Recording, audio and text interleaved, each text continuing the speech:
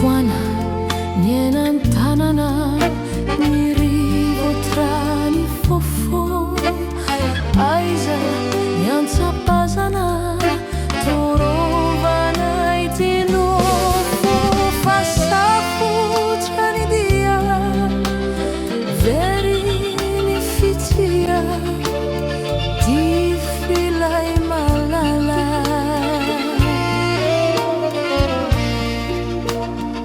Mantsasa mirery, ty foma melovelot, malaelo mbola tia.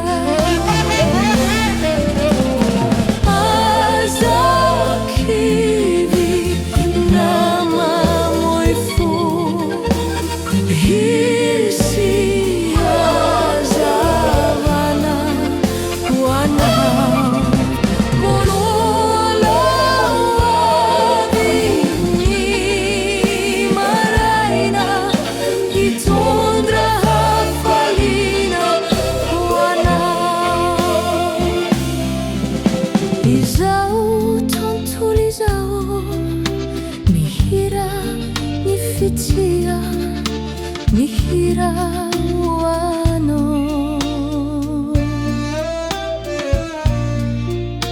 Izao tontolo izao, hirako ny fitsia, tsy miovana tiako ao.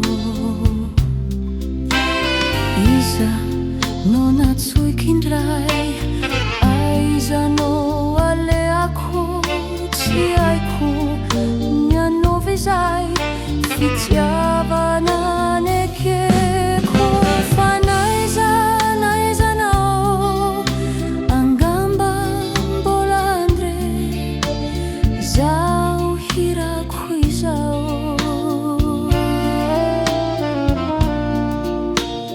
Mantsasa mirery, ty foma melovelo, tsy miova ty anao. Aza kivy namamoy fo, hisy hazavana hoanao. Mbola avy ny maraina, hitondra hafaliana hoanao. Fa naizanao, angamba mbola andre, zao hirako izao.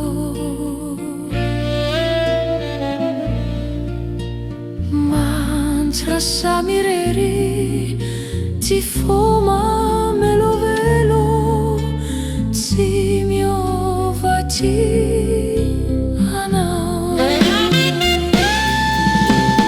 Aza kivy namamoy fo, hisy hazavana hoanao.